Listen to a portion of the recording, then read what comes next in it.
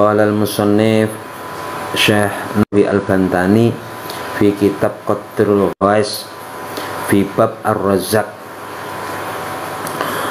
wasmur Razzaqi la yahtasu bil ma'kul wa mashrub bal kul ma intafa'a bihil hayawanu ma'kulin washrubin wa malbusin wa ghairiha min a'zam Razzaqi at-taufiqu lit-ta'ati. Pada malam hari ini kita akan membahas terkait dengan Allah, zat yang maha pemberi rizki. Kemarinlah kita pelajari bahwa Allah, zat yang memberi rizki itu adalah yang pertama, rizki itu Allah menciptakan dari yang tidak ada menjadi ada. Semuanya sudah disiapkan oleh Allah. Bahkan sebelum kita terlahir, rizki itu sudah ada. Artinya ketika itu sudah ada disiap, berarti kita siap terlahir dan siap menerima rizki itu. Sebagai Allah telah menciptakan makanan berupa gandum, padi, beras, atau daging, dan lain sebagainya. Walaupun kita belum lahir, semua itu sudah disiapkan oleh Allah. Jika Allah tidak menyiapkan itu semua, maka kita terlahir ini tidak ada yang bisa kita makan. Karena telah lahir maka kita akan mati. Maka tidak khawatir ketika Allah masih menghendaki alam ini untuk berputar, menghendaki manusia masih ada, berarti buktinya Allah itu masih belum membumi hanguskan seluruh rizki-rizki yang ada alam semesta ini. Allah adalah pencipta rizki itu sendiri. Awil murtaziqah, atau juga Allah itu menciptakan kita yang siap untuk menerima rizki itu. Menerima rizki dari Allah Subhanahu wa ta'ala yang begitu luas, yang seantero jagat, alam semesta ini adalah rizkinya Allah Subhanahu wa ta'ala. Rizki tidak bermakna sempit. Rizki tidak bermakna hanya uang, hanya barang di sekitar kita. Namun rizki itu alam semesta yang saling terhubung satu dengan yang lainnya. Wamusiluha ilaihim. Inilah keterhubungan terkait sebuah sistem yang begitu besar di alam semesta ini. Itu sebenarnya adalah rizki dari Allah Subhanahu wa ta'ala yang disiapkan oleh Allah untuk kita semua. Makna rizki yang mencakup tiga hal ini berarti kelanjutannya pada malam hari ini akan kita bahas bahwa wasmur Razzaqi la yahtasul ma'kul wal mashrub bal kullu ma fa'abil hayawan min ma'kulin wal mashrub wal malbus wa ghairiha. Sesungguhnya yang diistilahkan dengan rezeki itu tidak hanya khusus pada makanan dan minuman, tetapi mencakup segala sesuatu yang dimanfaatkan oleh makhluk hidup, baik berupa makanan itu sendiri, minuman, pakaian, wa ghairiha, dan lain sebagainya, yang tidak kelihatan maupun yang kelihatan, yang bersifat materi maupun yang bersifat non materi. Wa ghairiha ini cakupan sangat luas. Dan di sini yang kemudian ada garis bawah yang perlu kita perhatikan adalah bal kullu ma intafa bi hayawan, tetapi juga mencakup rizki itu segala sesuatu yang dimanfaatkan oleh makhluk hidup ini. Itu ya. Jadi penjelasannya bahwa rizki itu tidak hanya sekedar seperti yang barangkali kita bayangkan dan kita kenal sekarang ini, yaitu rezeki yang berupa uang, rezeki yang berupa beras, ya, yang ada di hadapan kita, rezeki yang berupa mungkin seteguk air dikala kita dahaga.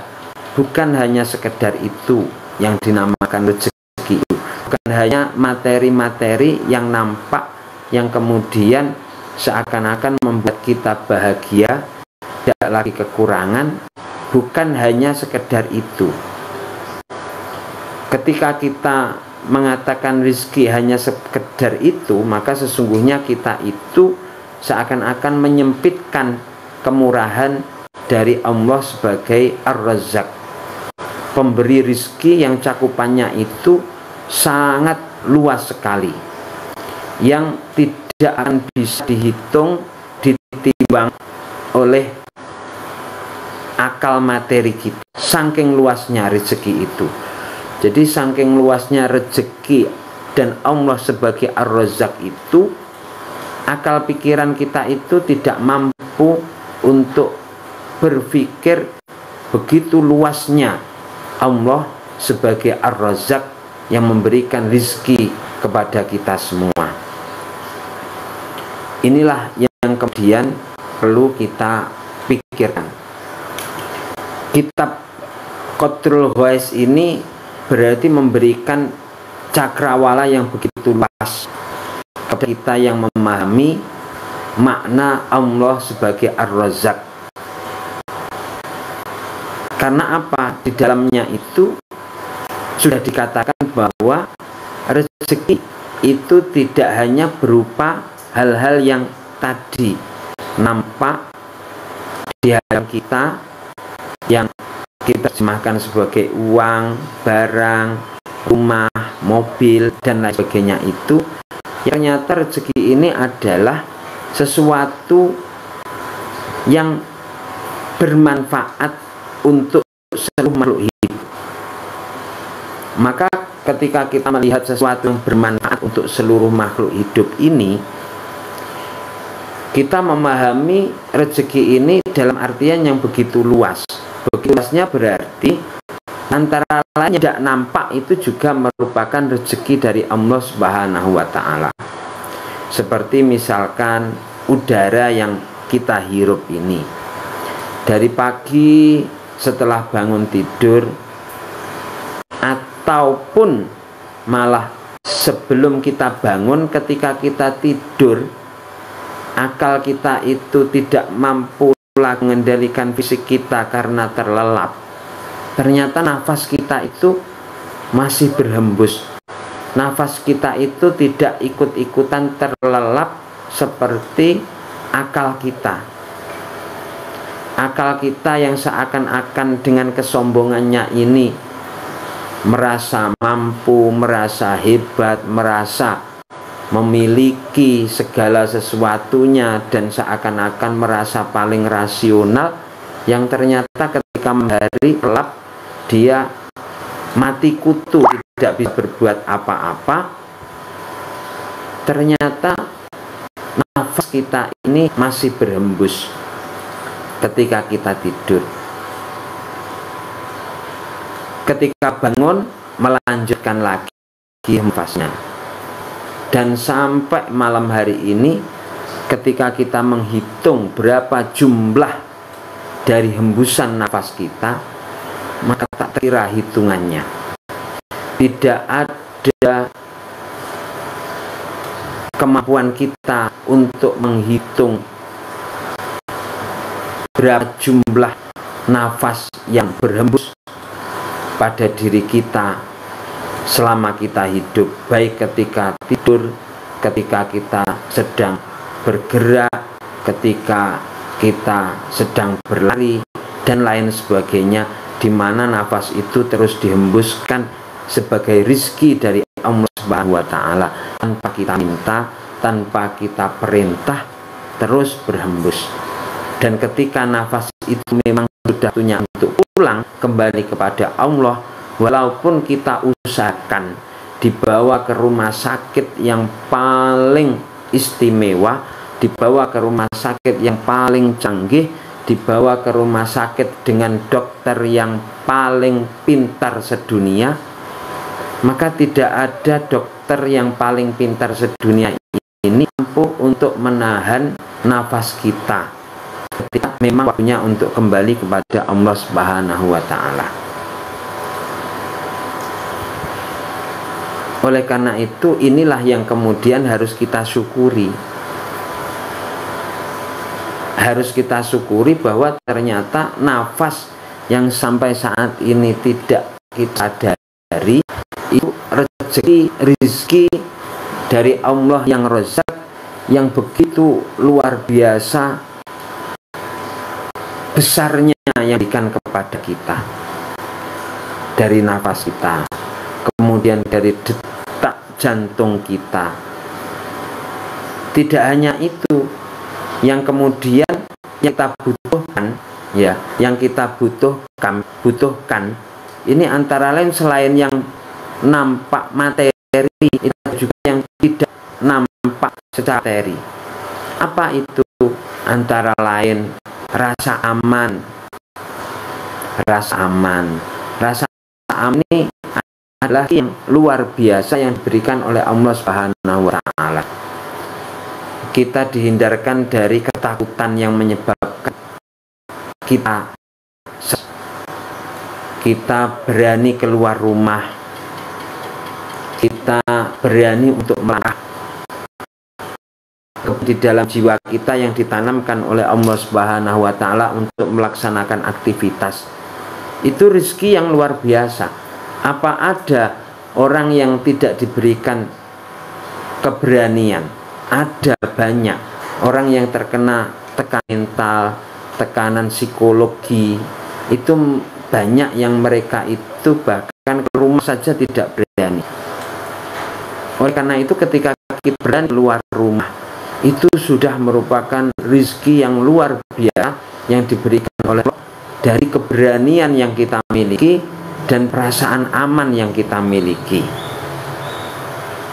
Jadi perasaan aman, keberanian itu kelihatan, tetapi itu adalah rezeki yang luar biasa yang diberikan oleh Allah Subhanahu wa taala. Maka jangan kemudian mengkerdilkan istilah rizki.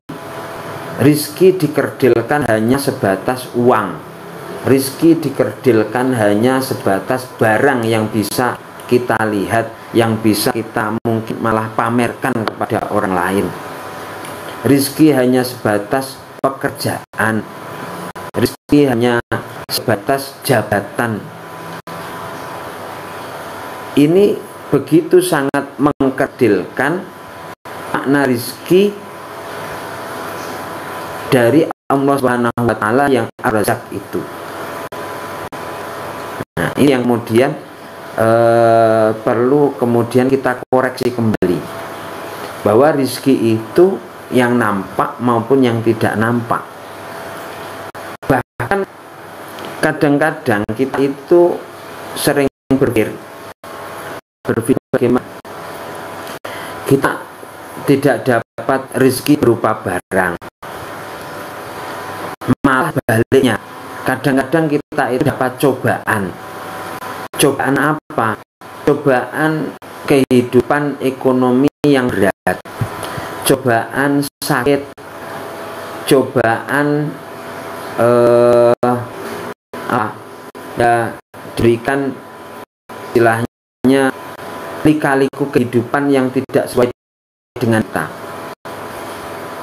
Ini kalau kita memandang sekilas memang sebenarnya ya itu adalah musibah. Yang musibah itu mungkin kita artikan sebagai kebalikan dari rezeki. Jadi diberikan sakit, wah saya kena musibah, kebalikan dari rezeki. Di kehidupan yang penuh dengan liku-liku, tidak sesuai dengan keinginan, rencananya gagal dan lain sebagainya. Wah, ini kebalikan dari yang namanya rezeki. Saya oleh Allah diberikan bencana, musibah. Jangan kemudian berpikir dulu secara negatif seperti itu. Jika kita mencoba untuk berpikir secara mendalam, ya, berpikir dengan perasaan yang terbuka secara lebih mendalam gitu ya. Sebenarnya semua itu juga merupakan bagian rezeki. Lah kok bisa dikasih sakit kok rezeki, dikasih cobaan hidup rezeki, diberikan musibah kok rezeki. Kenapa kok takkan sebagai rezeki padahal kita tidak suka? Jangan kita itu kemudian melihat segala sesuatu itu hanya dari luarnya saja. Hanya dari luarnya itu bagaimana? Kita melihat sakit hanya dari luarnya, bahwa waduh sakit. Kita melihat musibah hanya dari luarnya, waduh musibah. Tetapi cobalah kita melihat seluruh peristiwa tersebut secara lebih dalam. Secara lebih mendalamnya bagaimana? Ya, ketika Allah itu memberikan segala sesuatu kepada kita dalam perjalanan kita, bahwa kita harus yakin Rabbana ma khalaqta dzabati, tidak sia-sia. Semuanya ada nilai, semuanya ada pelajaran, semuanya ada hikmah. Cuman kita yang belum mampu untuk mengambil nilai, mengambil pelajaran, mengambil hikmah, mengambil ilmu dari perjalanan yang ada tersebut. Kita yang belum mampu untuk mengambil hikmah, mengambil ilmu, mengambil pelajaran dari sakit yang kita alami, dari bencana yang kita alami. Sesungguhnya di dalamnya itu banyak sekali pelajaran yang bisa kita petik, yang itu demi kebaikan kita. Demi kebaikan kita untuk apa? Ya untuk semakin sadar diri, untuk semakin menghilangkan kesombongan kita, untuk semakin menghilangkan penyakit-penyakit hati kita dari dunia, dari penyakit-penyakit yang sangat halus, yang itu akan menjauhkan diri kita kepada Allah Subhanahu wa Ta'ala. Maka ketika kemudian berpikir secara mendalam tadi, sesungguhnya di setiap peristiwa yang tidak mengenakkan kita itu banyak kandung hikmah-hikmah bagi mereka yang mau berpikir. Yu'il hikmata liman yasha. Tapi Allah itu yang memberikan hikmah, pelajaran, nilai, ya, ilmu hanya bagi mereka-mereka yang siap untuk mendapatkan itu semua. Wa may yu'tal hikmah utiya khairan. Apa yang diberikan hikmah, maka Allah itu sama saja memberikan kebaikan yang begitu banyak kepada orang tersebut. Maka sesungguhnya ketika misalkan kita diberikan sakit, ya, banyak sekali sebenarnya hikmah yang bisa dipetik. Antara lain kita mungkin menjadi sadar diri bahwa selama ini kita sudah jauh dari Allah Subhanahu wa Ta'ala, yang pada akhirnya dengan sakit kita sering menyebut asma Allah, ya Allah. Atau dengan sakit itu pada akhirnya kita mengangkat tangan kita, ya Allah sembuhkanlah sakitku. Itu berarti kita itu semakin dekat dengan Allah karena meminta kepada Allah Subhanahu wa Ta'ala itu tadi. Termasuk ketika mungkin masih ada cobaan-cobaan di dalam kehidupan kita, di mana mungkin pasangan hidup kita sering marah-marah, di mana mungkin anak kita sulit untuk diatur dan lain sebagainya, yang itu seakan-akan secara kasat di permukaan adalah bencana, seakan-akan. Tetapi ternyata ketika kita melihat yu'til hikmata liman yasha, Allah itu akan memberikan hikmah bagi mereka-mereka yang diberikan cobaan itu tadi. Karena apa? Karena dengan kondisi misalkan suaminya, istrinya atau anaknya misalkan nakal dan lain sebagainya, marah-marah atau terkucilkan kita dari masyarakat, ya, dibully, disakiti dan lain sebagainya, satu sisi itu, tapi di sisi lain kita akan mencoba untuk menghidupkan potensi yang ada pada diri kita, yaitu potensi ketakwaan berupa antara lain kesabaran, berupa antara lain itu menjadi diri di hadapan Allah. Ya Allah, ternyata aku ini bukan siapa-siapa, aku begitu lemah ya Allah, aku begitu lemah. Ketika Engkau berikan cobaan kepada anak istriku misalkan, aku sudah tidak mampu berbuat apa-apa. Ini ada ketakwaan yang akhirnya muncul, kesabaran akhirnya muncul. Dan inilah sebenarnya rizki yang luar biasa yang diberikan oleh Allah Ta'ala kepada kita, bagi kita yang barangkali dicoba oleh Allah. Maka cobaan dari Allah ketika kita memberikan makna yang benar bukan lagi menjadi sebuah cobaan, tetapi sebenarnya Allah, alhamdulillah, Engkau berikan aku pelajaran, Engkau berikan aku cobaan ini sehingga aku mampu untuk mempelajari menjadi lebih baik sebagai hamba-Mu ya Allah. Kesabaranku semakin muncul, ketawaduanku semakin muncul, keimananku dan pendekatanku kepadamu semakin muncul ya Allah. Ini yang kemudian muncul dari peristiwa-peristiwa tersebut. Nah, maka ketika kita ibaratkan seperti orang sakit ya, seperti orang sakit itu, dia itu datang ke dokter, dia tahu nanti di dokter itu pasti ya disontek atau dioperasi atau dikasih obat, yang obat itu pasti pahit gitu ya. Nah, dia itu sudah tahu kalau seperti itu, kok mau-maunya datang ke dokter dengan nomor antrian yang sampai berjam-jam demi untuk apa? Ya untuk mendapatkan obat itu tadi. Kenapa? Ya karena diri sakit selama ini, sakit pengen sembuh harus diobati. Begitu juga dengan kehidupan kita. Allah memberikan cobaan berupa sakit ataupun cobaan berupa kesulitan kehidupan dunia ini. Sebenarnya karena kita itu antara lain sakit. Sakit apa? Sakit hati kita. Fi qulubihim maradun. Hati kita itu sakit. Kalau tidak segera diobati, fi qulubihim maradun, zahumullahu maradun, Allah akan semakin menambah penyakit hati kita, dari kesombongan dalam hidup kita, merasa kita paling hebat, merasa kita paling pinter, merasa kita itu paling segalanya. Ini adalah sakit, jiwa kita itu sakit. Selain jiwa kita yang sakit itu, kita sakit dari jiwa-jiwa yang hubbud dunya, terlalu cinta dunia,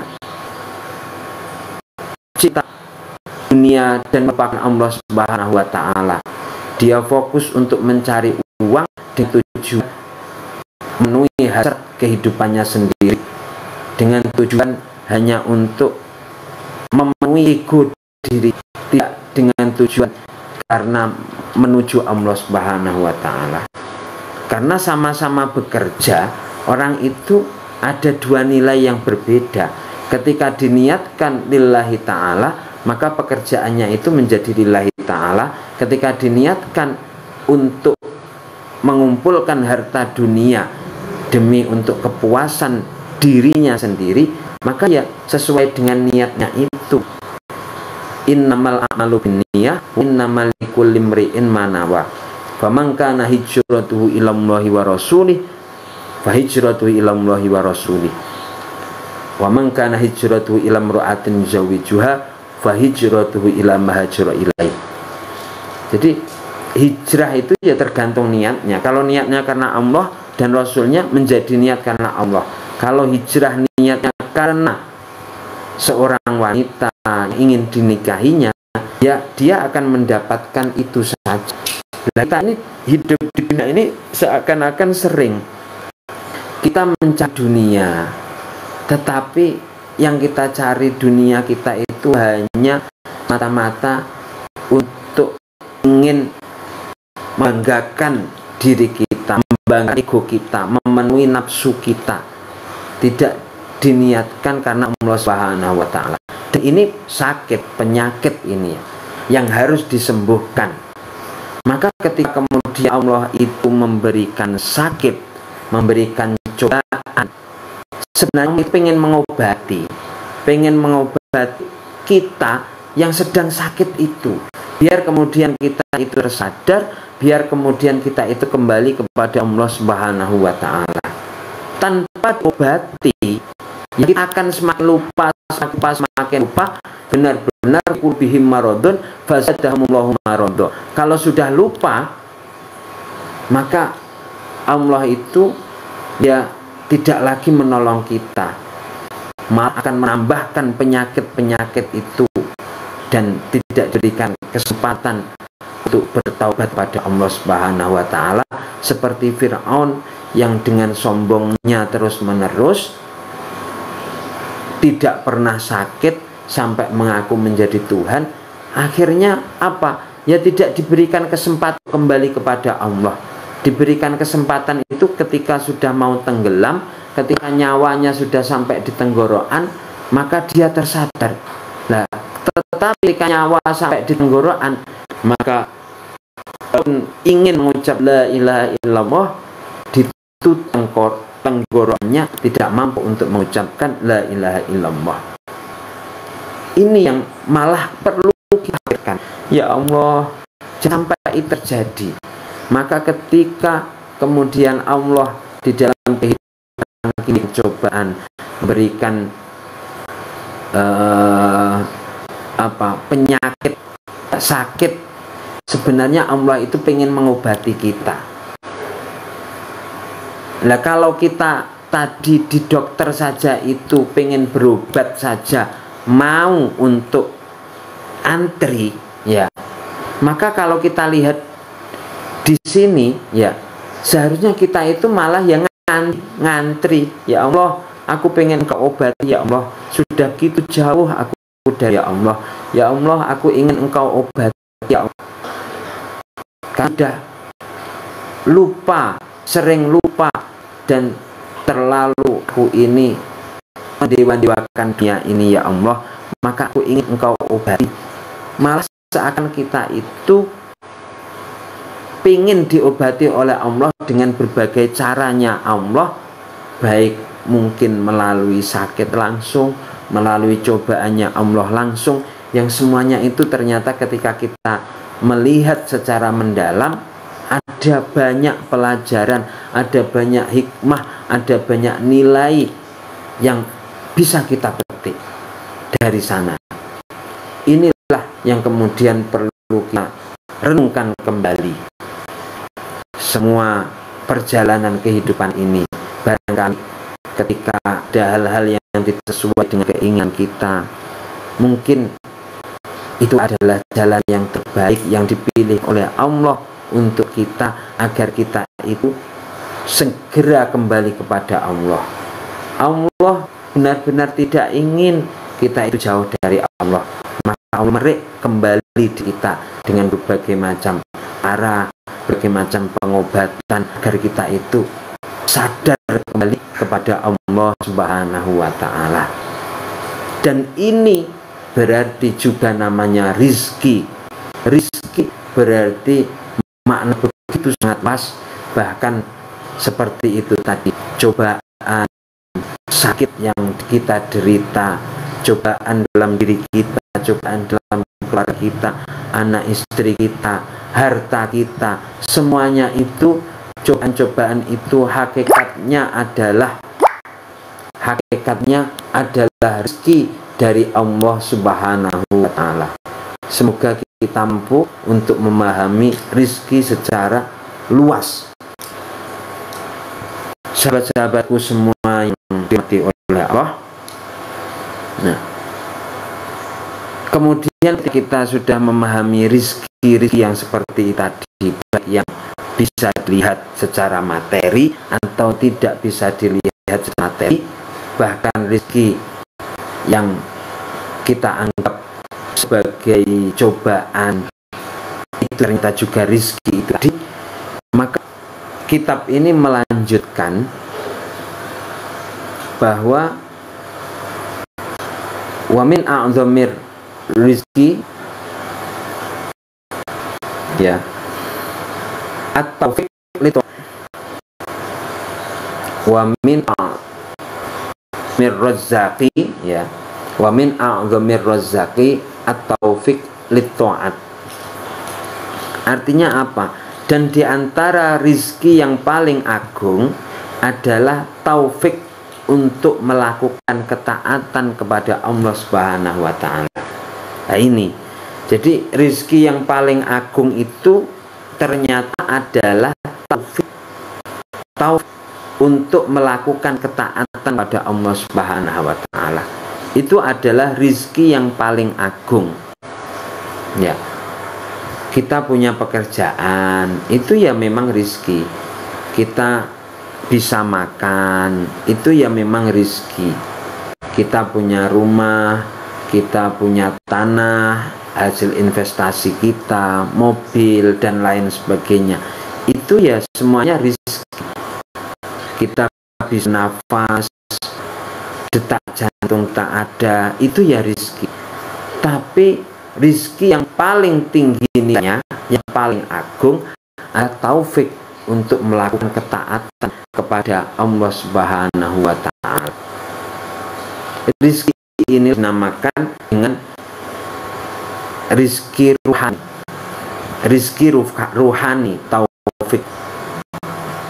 Taufik yang rizki ruhani itu adalah jamuan langsung dari langit, langsung dari Allah Subhanahu wa Ta'ala, yang memberikan kita akhirnya dengan taufiknya Allah itu, kita oleh Allah, hati kita ini digerakkan misalkan untuk senang kumpul dengan orang-orang baik, orang-orang yang soleh, ulama-ulama.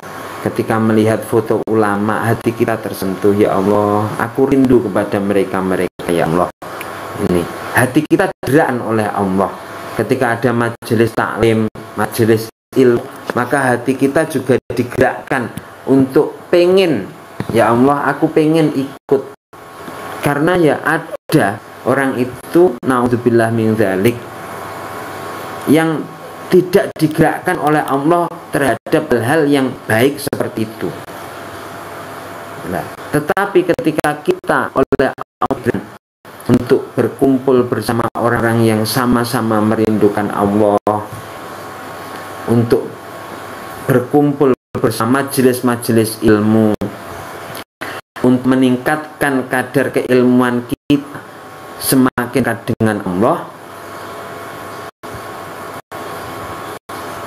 taufik yang berupa Allah menggerakkan hati kita ini adalah taufik atau rezeki yang teragung yang diberikan oleh Allah kepada kita. Yang lain, kita diringankan kaki kita untuk melangkah menuju masjid ketika mendengarkan azan. Ketika azan, wah, azan, saya segera, kok perasaan tidak enak ya kalau tidak sholat jamaah bersama. Itu diringankan kita untuk melakukan kebaikan, termasuk ketika ada orang yang misalkan kelihatan kekurangan, kelihatan membutuhkan, hati kita langsung tergerak. Hati seakan-akan ditarik oleh Allah untuk memiliki kasih sayang kepada apa yang kita lihat dari yang makhluk Allah lain yang merasa kekurangan itu, maka ini adalah taufik yang merupakan rizki yang paling agung dari Allah Subhanahu wa ta'ala. Kemudian hati kita dilembutkan, misalkan dilembutkan oleh Allah sehingga mudah sekali memaafkan, mudah sekali memaafkan. Karena ada juga orang itu, naudzubillah min dzalik, sebab Allah melindungi kita dari hal-hal tersebut. Orang itu diberi hati yang begitu keras sehingga sulit untuk memaafkan orang. Bahkan walaupun dirinya itu salah, itu seakan-akan benar, selalu menyalahkan orang lain. Ini ada, tetapi kita dengan taufiknya Allah, hati kita dilembutkan untuk mudah memaafkan. Jelas-jelas orang itu yang bersalah dan kita yang benar, namun mudahnya kita memaafkan. Ini adalah sesuatu yang biasa, dan itu sebenarnya kemenangan yang sejati. Kemenangan yang sejati itu adalah kemenangan ketika kita itu mampu untuk melawan hawa nafsu kita. Itu kemenangan yang sejati. Hawa nafsu kita itu macam-macam, ya. Ada keinginan untuk menguasai, ada keinginan untuk membanggakan diri, ada keinginan untuk rasa paling benar mengalahkan orang lain, dan lain sebagainya.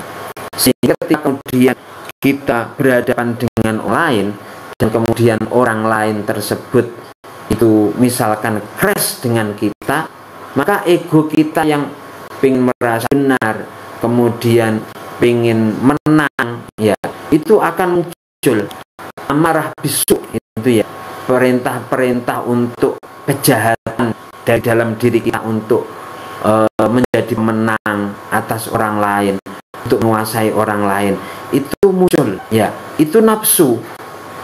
Nah, ketika nafsu ini kita turuti, terjadi akhirnya kita membalas dengan ucapan yang jahat, ucapan dari diri kita yang buruk.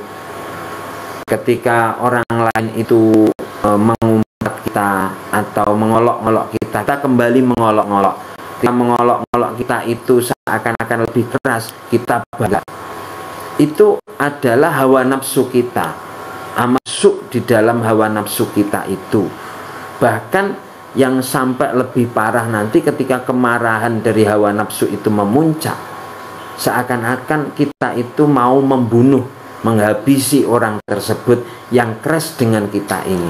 Ini adalah hawa nafsu yang memerintahkan kepada kejahatan. Jadi sebenarnya yang orang yang menang itu bukan kemudian yang menang untuk keras dan mengikuti hawa nafsunya, bukan. Tapi orang yang menang itu adalah orang yang mampu mengalahkan hawa nafsunya sendiri. Jadi menangnya bukan kemudian melawan orang lain, bukan. Orang yang hakikat memiliki kemenangan itu adalah orang yang mampu untuk mengalahkan hawa nafsunya sendiri.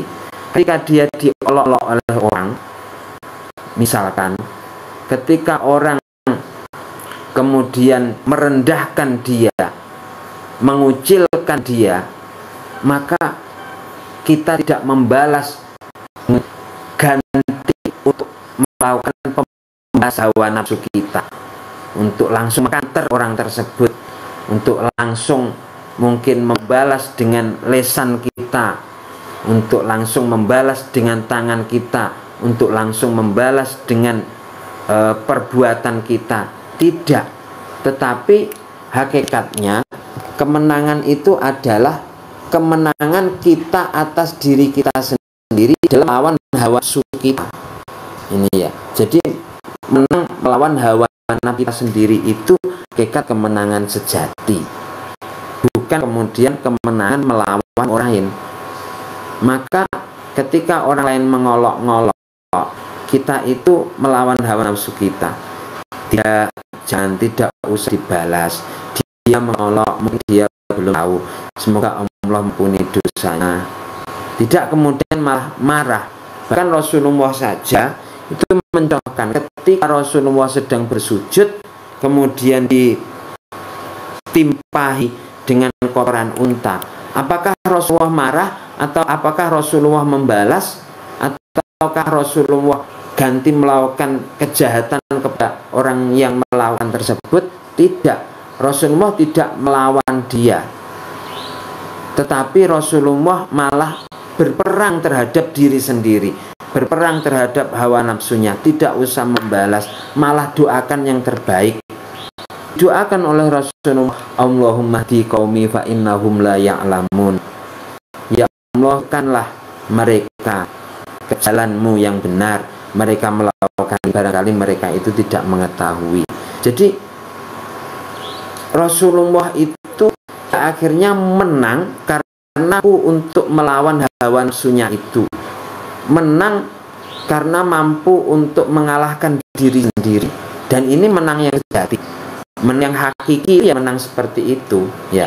Sehingga dengan menang seperti itu, maka akhirnya potensi keimanan kita semakin muncul, dari kesabaran kita muncul, dari ketawaduan kita muncul, dari hilangnya kesombongan kita itu muncul, dan lain sebagainya.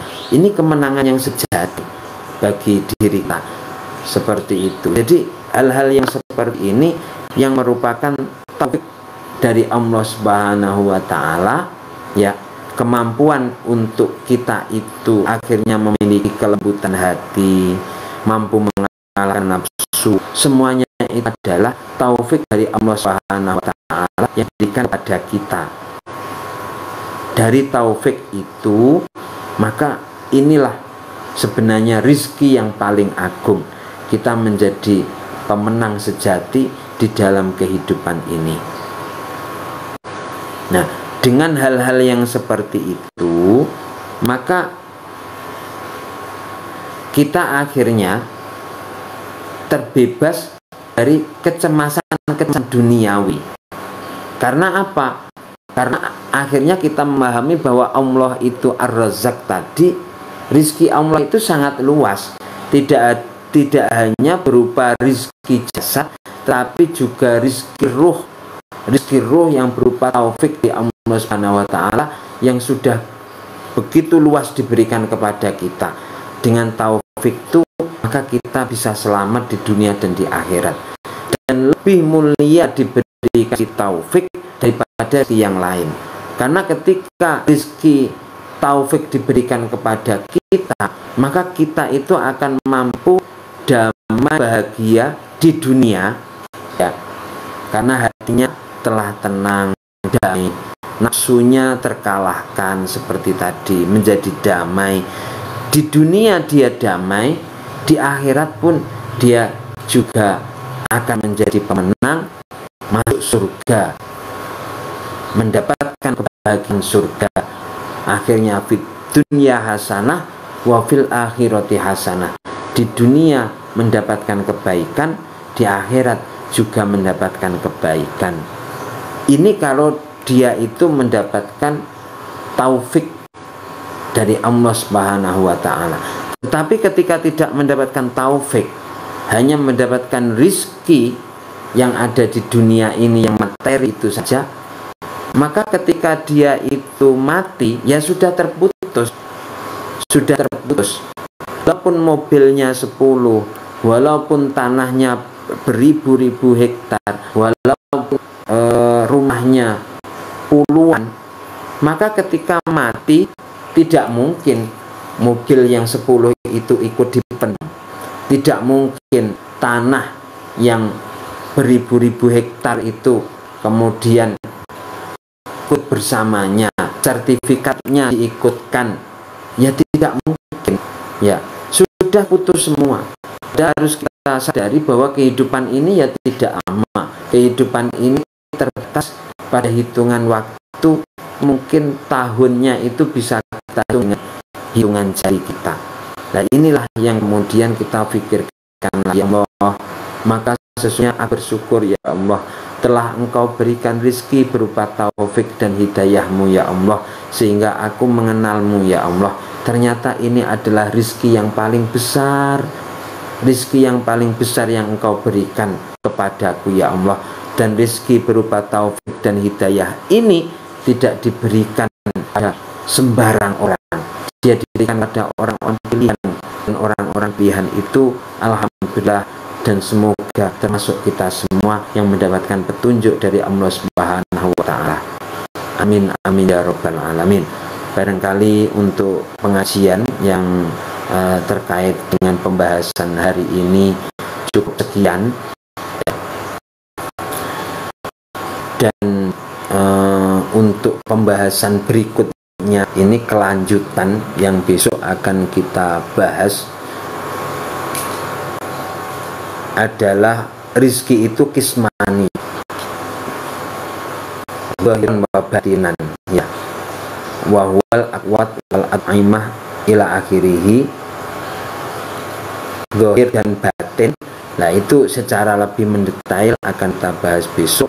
Semoga kita senantiasa berikan kesempatan, kekuatan oleh Allah untuk bahas ilmunya Allah, sehingga kita akhirnya semakin dekat dengan Allah, dan sewaktu-waktu Allah memanggil kita, maka kita dipanggil oleh Allah dalam keadaan benar-benar ridho kepada Allah, dan Allah pun ridho kepada kita semua.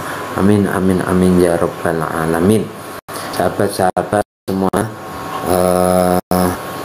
demikian Bu Bril hadir. Alhamdulillah Bu Bril, selamat malam.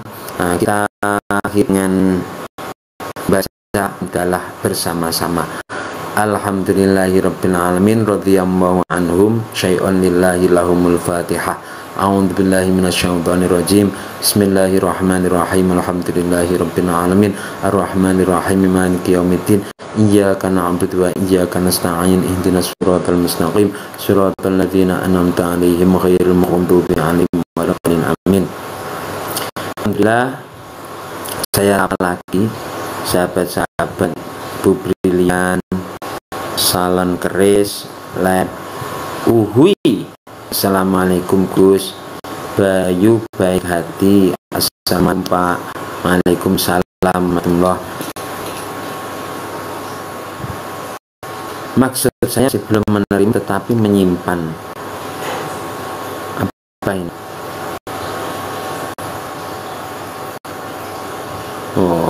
Oh, saya bacanya dari bawah ini tadi ya. Seharusnya kan dari as gitu. Apa? Tidak membalas secara fisik ataupun ucapan, tapi berperang melawan hawa nafsunya sendiri. Ya, berperang melawan hawa nafsunya sendiri. Berperang melawan hawa nafsunya sendiri itu berarti menemakah gitu. Maksud saya masih belum menerima tapi menyimpan. Apakah sama juga Pak? Melawan hawa nafsu itu artinya kita itu berperang melawan hawa nafsu kita yang selalu amarah bisu, ya, memerintahkan terhadap keburukan-keburukan. Itu yang harus kita lawan, karena nafsu kita itu didominasi oleh perasaan ego kita, ya. Ego kita itu sebagai manusia itu ya merasa inilah saya, ya, saya itu saya itu bisa melangkah, saya itu bisa memukul, saya itu lebih daripada dia, saya itu saya ini, itu namanya ego, ya. Ego itu bagian dari yang menghiasi hawa nafsu kita, sehingga selalu tidak ingin kalah, selalu ingin paling nomor satu, dan merendahkan orang lain atau selain. Oleh karena itu ketika terjadi crash, ya, dengan orang lain, kita itu sering menang. Orang lain mengolok-ngolok, kita pengen menimpali lagi mengolok-ngolok. Bahkan kalau kita belum puas, sampai kemudian kita menonjok. Belum puas lagi, sampai kemudian naudzubillah membunuh, misalkan seperti itu. Itu ego, hawa nafsu kita. Lah, yang dinamakan menang itu bukan kemudian berarti kita itu menang melawan orang lain, tetapi kita itu menang melawan diri kita sendiri. Diri kita sendiri itu kita mengalahkan ego tadi. Tidak usah seperti itu ya.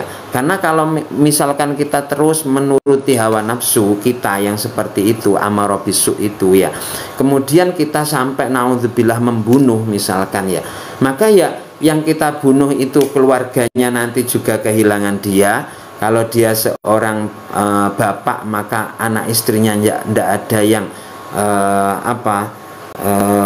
ada yang ngupeni ya, dan diri kita pun ya akhirnya kita ketakutan secara batin, kita juga stres secara batin ya karena telah membunuh. Selain itu masuk ya sudah hilang, anak istri kita tidak ada yang merawat ya karena kita masuk penjara. Keluar penjara nanti juga jadi tidak dapat tempat kita di masyarakat. Maka kayaknya memang kita menang, mampu untuk membunuh ya, menurut hawa nafsu kita mampu untuk membunuh orang yang mengolok-ngolok, tetapi hakikatnya kita lupa. Maka yang menang adalah mereka, orang-orang yang secara hakiki menang itu mampu melawan hawa nafsunya. Tidak usah ya, tidak usah. Kita ambil pelajaran yang ada di dalamnya dari olok-olok itu ya. Dari olok itu banyak sekali pelajaran yang bisa kita ambil, kita sapi sebagai sarana kita itu untuk memandiri. Nah, jadi mengacanya itu kita tetap untuk membersihkan diri kita ya. Nah kita itu ya banyak sekali kotornya.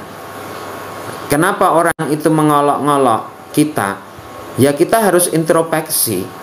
Kita berhubungan dengan komunitas itu, kalau kita baik sebenarnya ya tidak ada masalah diolok-olok dan lain sebagainya. Tetapi mungkin kita diolok-olok itu karena masih ada kekurangan-kekurangan yang perlu kita perbaiki, sehingga jadikan itu pelajaran. Nah, dengan bersabar, tidak usah membalas itu ya, maka potensi kesabaran kita itu naik. Jadi ini misalkan yang satu ini potensi hawa nafsu, ini potensi hawa nafsu, yang ini potensi ketakwaan ini. Nah, ketika potensi hawa nafsu ini kita turunkan, maka potensi ketakwaan berupa sabar ya, kemudian